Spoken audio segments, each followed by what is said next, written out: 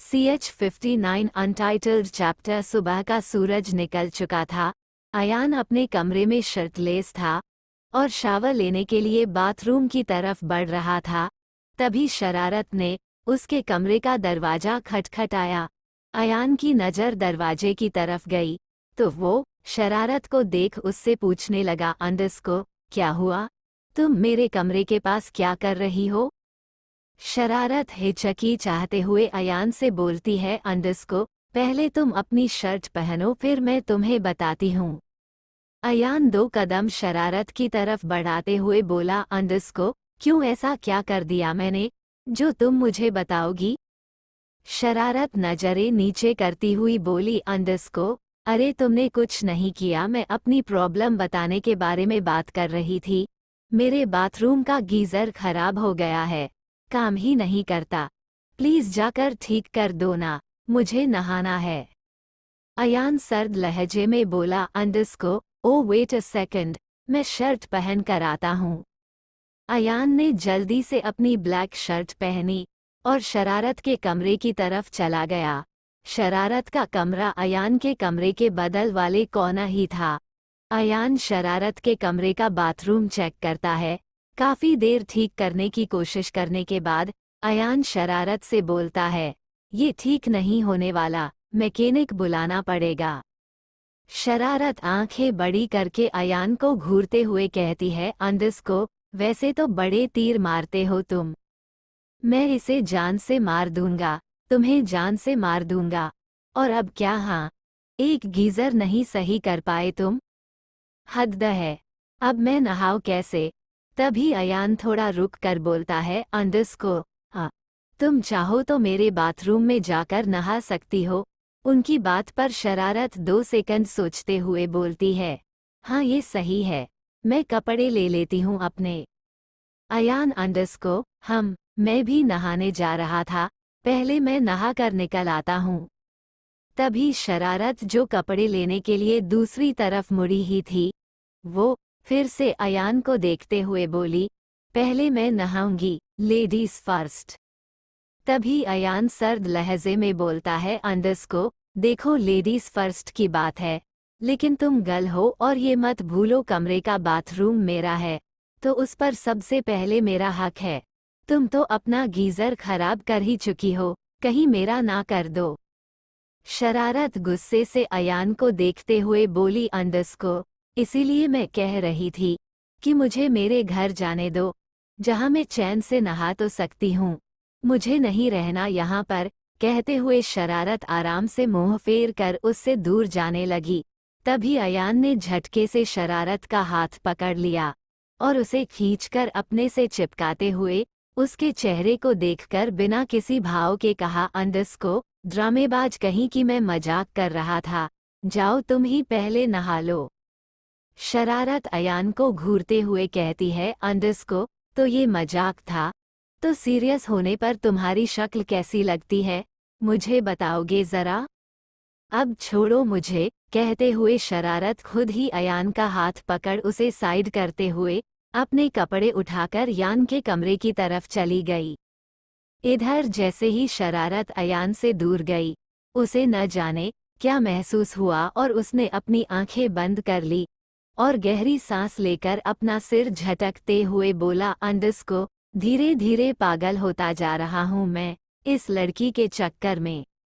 इधर अनिका अपने कमरे में बेड पर बैठी हुई थी और दांत पीसते हुए वो अपने फोन को देखकर बोली, अंडस्को, अब इस एकांश ओबरॉय को फोन करके बताना पड़ेगा कि शाम को ये हमारे घर पर डिनर के लिए इनवाइटेड है। जिस इंसान की हरकतों पर मुझे उस पर FIR करके उसे जेल भिजवा देना चाहिए, उसी को अपने घर में बुलाकर खाना खिलाना पड़ेगा। कोई बात नहीं अनिका, बकरे को खिला पिलाकर हलाल करना चाहिए। एकांश ओबरॉय का भी यही हाल होने वाला है। अभी जितना खाना है खा ले बेटा, तेरे घर जाते ही तुझे ऐसा सबक सिखा दूंगी कि जिंदगी में कभी किसी को ब्लैकमेल करने की कोशिश नहीं करेगा। अनिका अपना फोन उठाती है और एकांश को कॉल लगाती है। वहीं एकांश इस वक्त ड्रेसिंग टेबल के सामने खड़ा होकर कोट पहन रहा था। वो इस वक्त काफी सीरियस लग रहा था।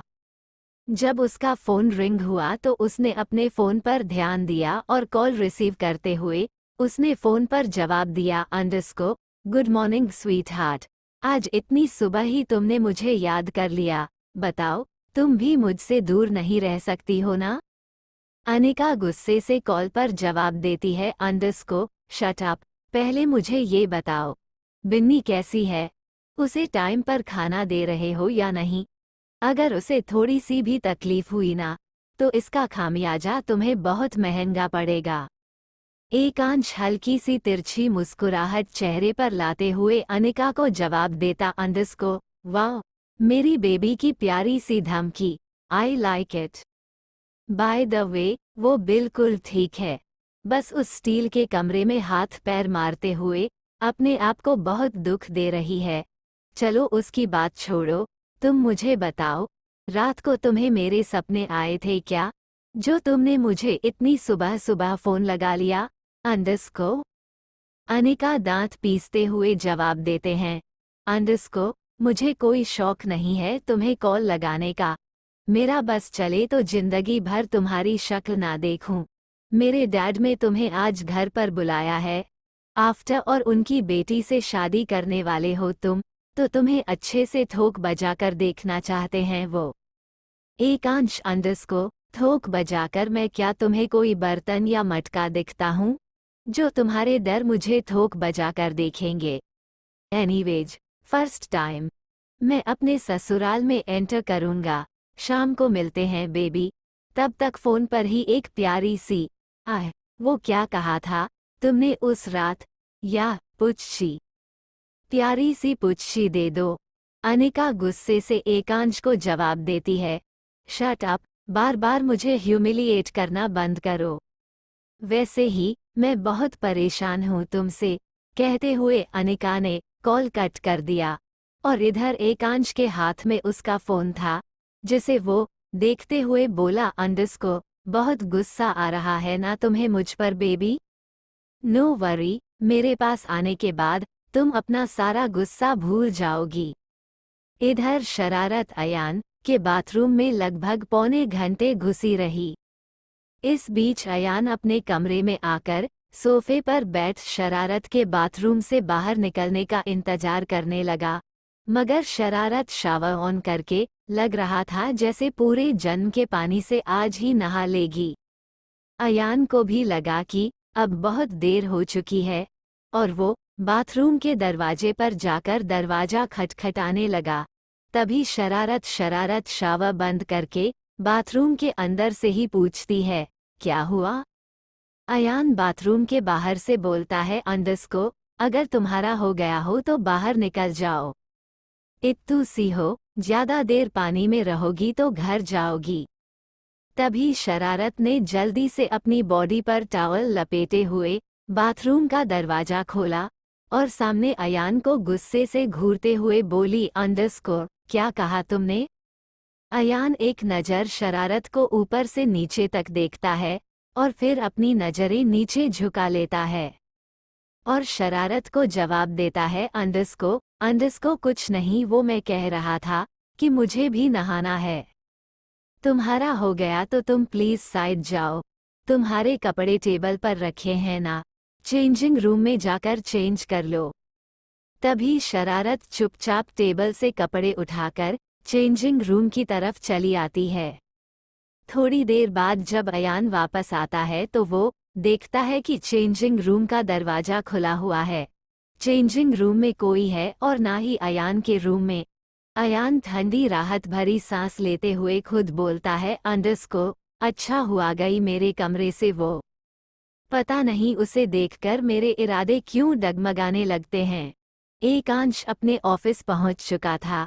तुषार कुछ फाइल लेकर उसके केबिन में एंटर होता है और एकांश के आगे फाइल रखते हुए बोलता है, एक हफ्ते पहले जिस विदेशी एजेंट को हमने कैद किया था, वो अभी भी अपना मुंह नहीं खोल रहा है। एकांश, हम उसे मार नहीं सकते जब तक वो हमें ये बता नहीं देता कि उसने पकड़े जाने से पहले वो फाइल कहाँ छुपाई थी। अगर उनके सीनियर्स को वो फाइल मिल गई तो हम बहुत बड़े खतरे में आ सकते हैं। एकांश तुषार की बात सुन टेबल पर अपनी कोहनी रखकर अपनी ठुड्डी पकड़ते हुए बोलता है, अंडरस्को हम वैसे कहाँ से पकड़ा था तुम लोगों ने उसे? तुषार जवाब देता है, अंडरस्को वो जहाँ से भी आया था, दिल्ली के एक अपार्टमेंट में रह रहा था और आखिरी बार हमारे आदमियों ने उसे वहीं से पकड़ा था। तभी एकांश एक्सप्रेशन लेस चेहरे के साथ जवाब देता है, तो उस पूरे अपार्टमेंट को ब्लास्ट कर दो, जलाकर राख हो जाना चाहिए वो अपार्टमेंट। तभी तुषार चौंकते हुए एकांश से बोलता है, अंडरस्को ये क्या बोल रहा है एकांश? तू होश में तो है? अगल बगल और भी बहुत लोग रहते हैं, उनके घर हैं वहां पर, अगर उसमें हमने आग लगा दी तो वो सब जलकर मर जाएंगे। तभी एकांश बड़ी ही बेरहम से जवाब देता है, मुझे वो अपार्टमेंट जली हुई चाहिए, एंड दैट्स क्लियर। तुषार एकांश की बात पर ठंडे दिमाग से हाँ में सिर हिलाता है और वहां से चला जाता है। लेकिन जाते जाते वो मन ही मन एकांश को कोसते हुए बोलता है, अंडरस्को बेरहम लड़का सिर्फ अपने बारे में सोचता है, ये इसकी वजह से कितने लोगों को कितना नुकसान पहुंचता है, इसे इसकी कोई परवाह नहीं। पता नहीं इसकी लाइफ में जो लड़की आ रही है उसका ये क्या हाल करेगा। दिन का सूरज ढल गया था। अनिका कॉलेज से आते ही सीधा अपने कमरे में आकर बैठ गई। उसे रह रहकर बिन्नी की याद आ रही थी, मगर बिन्नी उसके पास नहीं थी। वो बार बार अपने आप को कोस रही थी इन चीजों के लिए। तभी उसके कमरे में सुनीता जी आती है, जो अनिका के सर पर हाथ फेरते हुए उसके बगल में आकर बैठ जाती है और प्यार से अनिका को देखते हुए बोलती है, अनिका अंडरस्को तूने जो भी फैसला लिया है वो तेरी मर्जी है, ये हम सबको पता है, लेकिन जितनी जल्दी ये सब हो रहा है ये हम लोग एक्सेप्ट नहीं कर पा रहे हैं। फिर भी आज तूने एकांश को डिनर पर बुलाया है ना? अनिका अपना सिर हाँ में हिलाते हुए बड़ी मासूमियत से जवाब देती है। तभी सुनीता जी मुस्कुराते हो कहती हैं, बहुत अच्छी बात है, मैंने काव्या और बाकी परिवार वालों को भी कह दिया है, इसी बहाने सब मिलकर बैठकर अच्छे से बातचीत कर लेंगे। इस जल्दबाजी और मतभेदों में हमारे परिवार वालों ने तो एक दूसरे को ढंग से जाना ही नहीं। आई थिंक वो लोग भी आते ही होंगे। तू जल्दी से कुछ अच्छे से कपड़े पहनकर तैयार हो जा। तभी अनिका एक नज़र अपने कपड़ों को देखकर बोलती है, इसमें क्या दिक्कत है चाची जी? अच्छे तो है मेरे कपड़े, मैं यही तो पहनती हूँ। कभी सुनीता जी कहती है, नहीं बेटा, तू एक काम कर, अपना फेवरेट कलर पिंक पहन ले। वो मैं बनारस से आते वक्त जो तेरे लिए मुलायम वाला कुर्ता लेकर आई थी ना, वो पहन ले। अब तो वो तेरे ससुराल वाले ही होने वाले हैं। थोड़ा तो बन ठन कर रहा है ना, चाहते हुए भी अपना सिर हिला देती है। रागिनी जी की आवाज़ सुनाई देती है, आप दोनों प्लीज़ नीचे आ जाए भाभी, वो लोग आते ही होंगे। तभी सुनीता जी अनिका के कंधे पर हाथ रखकर प्यार से बोलती है, तू तैयार हो जा, मैं नीचे जाकर देखती हूँ। थोड़ी देर में घर का डोर बजता है। सुनीता जी जल्दी से जाकर दरवाजा खोलती है तो सामने बने काव्या जी और साथ उनके साथ में दो लोग और दिखाई देते हैं। उनके साथ सौम्या और मिहिर भी थे। तभी घर के अंदर आती काव्या जी से सुनीता जी पूछती है, अंडरस्को काव्या, एकांश नहीं आया? CH60 एकांश का अनिका को आंख मारना। काव्या जी और मिहिर सौम्या अनिका के घर माथुर निवास पहुंच चुके थे। सुनीता जी काव्या जी से उनके पीछे ताक झांक करते हुए पूछती है, अंडरस्को काव्या, एकांश बच्चे कहीं दिखाए अंडरस्को नहीं दे रहे। तभी काव्या थोड़ा हिचकी चाहते हुए जवाब देती है, वो क्या है ना, एकांश को इम्पोर्टेंट मीटिंग के लिए एक क्लाइंट के पास जाना पड़ा। वो वहां से सीधा अपने मैनेजर और खास दोस्त तुषार के साथ यहाँ आ जाएगा। सब लोग घर के हॉल में बैठते हैं। मिहिर और सौम्या एक दूसरे के बगल में बैठे थे। सौम्या का तो जैसे दिल जल रहा था। फिर मिहिर पहले बात शुरू करते हुए बोलता है, मुझे तो यकीन ही नहीं हो रहा, एकांश भाई शादी कर रहे हैं। क्या मैं अपनी होने वाली भाभी से मिल सकता हूँ? तभी आनंद जी मिहिर से बोले, जरूर मिल लेना बेटा, पहले हमसे तो मिल लो। आज का ये डिनर हमने इसीलिए रखा है ताकि हम दोनों परिवार एक दूसरे से अच्छे से गेट टुगेदर कर ले, क्योंकि अनिका ने तो अपना मन बना ही लिया है आप लोगों के घर जाने का। तभी आनंद जी की नज़र सौम्या पर जाती है और वो काव्या से पूछते हुए बोलते हैं, शायद मैंने इन्हें कहीं देखा है, क्या ये एकांश की बहन है? सौम्या जल्दी से नामे सिर हिला देती है और जवाब देने के लिए मुंह खोलती ही है कि तभी पूरे परिवार को किसी और की आवाज सुनाई दी। घर के अंदर आता तुषार आनंद जी को जवाब देने लगा, अंडस्को, आपने सही सोचा, इसका नाम सौम्या है और ये रिश्ते में हमारे एकांश की बहन ही लगेगी। एकांश के पापा और सौम्या के पापा दोनों के बीच भाई यो जैसा रिश्ता जो था। तभी सौम्या घर के अंदर आते तुषार को घूरते हुए सोफे से उठ के बोली, अंडस्को, ओ शट अप। तुम एन वक्त पर हर जगह मेरी ही बात पर क्यों टपक जाते हो? मैं एकांश की बहन नहीं हूँ। तभी काव्या जी सौम्या का हाथ पकड़ उसे अपने बगल में बैठ आते हुए धीमी आवाज में बोलती है, कूल डाउन बेटा, हम किसी और के घर में हैं। फिर मुस्कुराते हुए काव्या जी आनंद जी से कहती हैं, दरअसल एकांश के डैड और सौम्या के डैड बहुत अच्छे दोस्त थे। सौम्या हमारी बहुत अजीज है, बिल्कुल हमारी बेटी जैसी। और ये है तुषार, इनसे तो आप पहले भी मिल ही चुके हैं। और फिर काव्या जी मिहिर की तरफ हाथ बढ़ाते हुए बोली, अंडस्को, ये मिहिर मेरा छोटा बेटा। सुनीता जी काव्या जी तुषार को देखते हुए उससे पूछती है, अंडस्को, बेटा तुम और एकांश तो साथ में आने वाले थे ना? एकांश बेटा जी कहाँ रह गए? तुषार मुस्कुराते हुए सुनीता जी को जवाब देता है, अंडस्को, आता ही होगा आंटी जी। वो क्या है ना, उसे कुछ जरूरी काम आ गया था तो उसने पहले मुझे ही यहाँ आने को कह दिया। वेदांश जी खुद से ही बुदाते हुए बोले, अंडस्को, कमाल है। जिस लड़के को हमारी बेटी से एक ही हफ्ते में शादी करनी है वो खुद हर जगह वक्त पर नहीं पहुंचता। न जाने हमारी बेटी को क्या संभालेगा। वेदांश जी की बुदाहट भले ही काफी धीमी थी, मगर काव्या जी, सुनीता जी, रागिनी जी और आनंद जी ने ये सब सुन लिया। तभी काव्या जी हल्की सी मुस्कुराहट के साथ वेदांश जी से कहती हैं, अरे नहीं नहीं भाई साहब, वो तो एकांश अपने काम को लेकर कुछ ज्यादा ही एक्टिव रहता है, इसलिए वो कोई गलती नहीं होने देता। सोचिए, जो अपने बिजनेस और करियर को लेकर इतना ज्यादा पजेसिव है, वो आपकी बेटी को कितना खुश रखेगा। तभी घर वालों को बाहर से आती गाड़ी की आवाज सुनाई दी। तुषार बोल पड़ा, अंडस्को, आप लोग जिसकी बात कर रहे हो वो शायद आ गया है, मैं जाकर देखता हूँ। अंडस्को। थोड़ी देर में तुषार एकांश के साथ घर के अंदर दोबारा आया। एकांश इस वक्त ब्लैक कोट पैंट में था, साथ ही उसने कोट के अंदर ब्लैक शर्ट पहनी हुई थी जिसमें वो हमेशा की तरह बहुत ज्यादा हैंडसम लग रहा था। एकांश को देखकर सभी घरवाले उसे देखते ही रह गए। काव्या जी एकांश की तरफ इशारा करते हुए बोलती है, लीजिए आ गया एकांश, यही है हमारा बड़ा बेटा और एसओ इंडस्ट्रीज का सीईओ। एकांश बिल्कुल भावहीन चेहरे के साथ घर के हॉल में खड़ा था।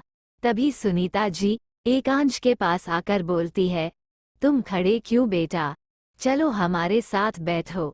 एकांश बिना कुछ बोले सबके बीच सोफे पर आकर बैठ जाता है और शांत चेहरे के साथ एक नज़र सबको देखने लगता है। तभी वेदांश जी एकांश से बोलते हैं, अंडस्को, मैं अनिका का पापा हूँ। हमारी बेटी ने बताया कि से तुम्हें बहुत पसंद करती है और तुम भी उसे पसंद करते हो। इसलिए उससे शादी करना चाहते हो। ये सब बहुत जल्दी हो रहा है, जो कि होना नहीं चाहिए था। मगर हमारी बेटी, जिसे जिद पर अड़ जाती है, वो करके ही रहती है, चाहे इसके लिए उसे किसी से भी लड़ना पड़े। चलो इन सब बातों को साइड में रखते हैं। मैं तुमसे पूछना चाहता हूँ अंडस्को, कि कब से जानते हो तुम मेरी बेटी को? ऐसा क्या देख लिया तुमने उसमें कि तुम्हें एक हफ्ते में उससे शादी करनी है? एकांश एक्सप्रेशन लेस चेहरे के साथ वेदांश जी को देखते हुए अपनी शांत आवाज में बोलता है, अंडस्को, मैं अनिका को यही कुछ महीनों से जानता हूँ। मुझे वो पसंद है और मैं उससे शादी करना चाहता हूँ। वेदांश जी एकांश की बात सुनकर धीमी आवाज में खुद से ही बोलते हैं, अंडस्को, वही सड़ा हुआ टेप रिकॉर्डर वही बातें बोल रहा है जो अनिका ने घर में सबसे कहीं। कैसे पता लगाऊं कि आखिरकार इन लोगों के शादी करने की असली माजरा क्या है? देखने में तो लड़का ठीक ठाक लगता है, इसके बारे में सुना भी बहुत है, लेकिन क्या ये सब इतना ही नॉर्मल है? तभी घर के वीर आते हुए बोलता है, अंडस्को, मॉम, बाहर इतनी सारी गाड़ियां क्यों खड़ी है? उसके बाद उसकी नज़र घर के हॉल में बैठे कुछ जाने माने चेहरों पर पड़ती है और वो समझ जाता है कि आखिर माजरा क्या है।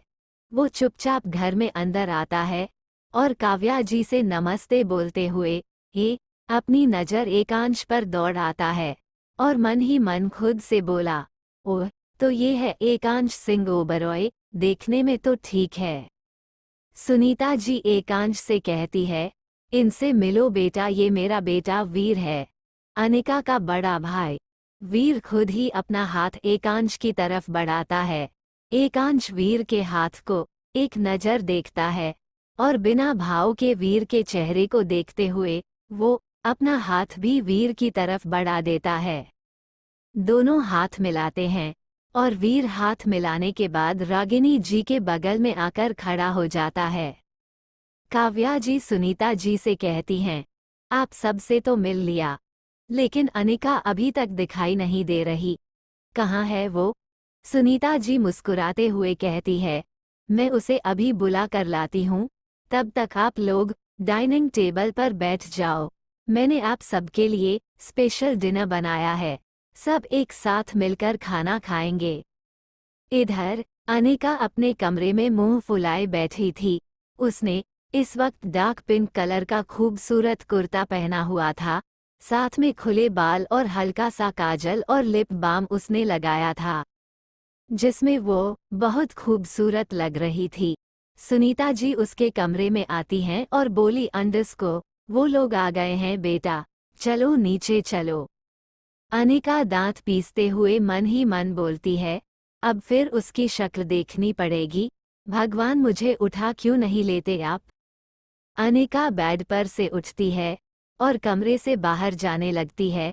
तभी सुनीता जी अनिका का हाथ पकड़ उसे अपनी तरफ करते हुए बोलती है, अंडस्को, अरे कितनी सोनी लग रही है मेरी बच्ची, कहीं किसी की नज़र ना लग जाए। वैसे तो सभी अपने हैं यहाँ पर, फिर भी रुक, तुझे काला टीका लगा देती हूँ। सुनीता जी अपनी आंखों से काजल का काला टीका अनिका के कान के पीछे लगाते हुए उसके माथे को चूम लेती है और मुस्कुराते हुए बोलती है, आज मुझे तेरी मम्मी की बहुत याद आ रही है। अगर दीदी आज जिंदा होती ना, तो वो भी बहुत खुश होती। बस कुछ ही दिन बाद तू इस घर से विदा हो जाएगी।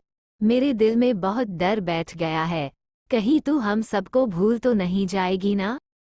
सुनीता जी की बात पर अनिका थोड़ा मुस्कुराती है और बोलती है, चाची, इतनी जल्दी पल्ला नहीं छूटने वाला आपका मुझसे, बिना बात टेंशन लेती हो आप तो। और ये रोना धोना बंद करिए आप, मम्मी की मुझे बहुत याद आती है, थोड़ा बहुत काजल लगाया है मैंने। मम्मी की याद में रो रो कर सारा काजल खराब कर दूंगी मैं। फिर अगर वो एकांश ओबरॉय डर कर भाग गया ना, तो मेरे हाथ से तो बिजनेसमैन गया। सुनीता जी मुस्कुराते हुए एकांश के सिर पर हल्की सी चपत लगाते हुए बोलती है, पागल लड़की, ऐसा कौन बोलता है? अब चल नीचे, वो लोग तुझे ही देखने को तरस रहे हैं। अनिक सुनीता जी के साथ सीढ़ियों से नीचे आती है। वही डाइनिंग टेबल के पास चेयर पर बैठा एकांश चुपचाप बैठा हुआ था। उसमें एक बार भी अनिका पर नजर नहीं दी। सुनीता जी अनिका को डाइनिंग टेबल के पास ले आती है। अनिका हाथ जोड़कर काव्या जी को नमस्ते बोलती है। वही सौम्या का तो गुस्से से बुरा हाल था अनिका को देखकर। सौम्या दांत पीसते हुए मन ही मन अनिका को ऊपर से नीचे तक ताड़ते हुए बोलती है, तो ये है अनिका, शक्ल से भी लोअर क्लास और कपड़ों से भी वही लग रही है। ऐसा क्या है इस लड़की में जो ऐसो ने इसे पसंद किया? हाय, मुझे क्या, जितना खुश होना है खुश हो लो तुम लोग, आखिर में बाजी तो मैं ही पलटूंगी। सब के सब देखते रह जाएंगे। इधर अनिका अब एकांश देखती है। वही एकांश भी नजरें उठाकर अनिका को देखता है और अचानक ही अनिका को देखकर डेविल स्माइल करते हुए उसे कातिलाना अंदाज में आंख मारता है। एकांश के ऐसे आंख मारने से अनिका झट से डरते हुए अपनी नजरें नीचे कर लेती है और फिर उसे ऐसा लगता है कि कहीं घर वालों ने एकांश की ये हरकत देख न ले हो। वो सारे घर वालों को देखती है, सबके सब नॉर्मल थे, यानी किसी ने एकांश की इस हरकत को नहीं देखा था।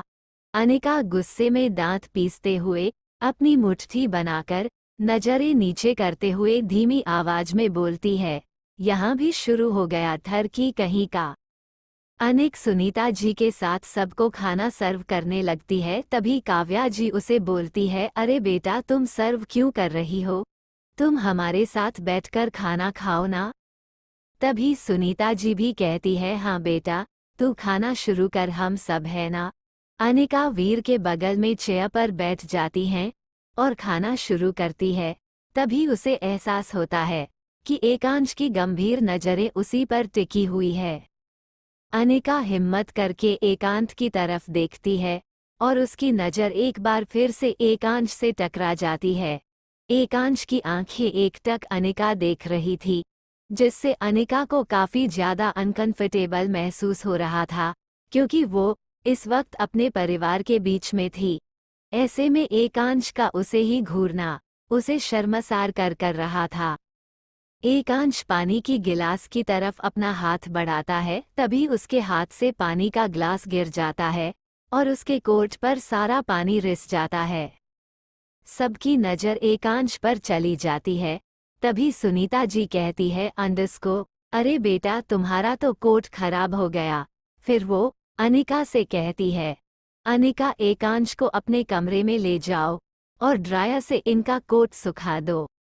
अनिका चेयर पर से उठती है और एकांश को अपने साथ अपने कमरे में ले आती है। इस बीच वो काफ़ी घबरा रही थी, मगर वो करती भी तो क्या। कमरे में आते ही अनिका ने बिना नज़र एकांश से मिलाए एकांश से कहा, अंडस को अपना कोट उतारो। अनिका की इस बात पर एकांश अपनी आईब्रो उचकाते हुए अनिका से फ्लर्ट करते हुए बोलता है, अंडस को इतनी भी क्या जल्दी है स्वीट हार्ट, पहले शादी तो हो जाने दो।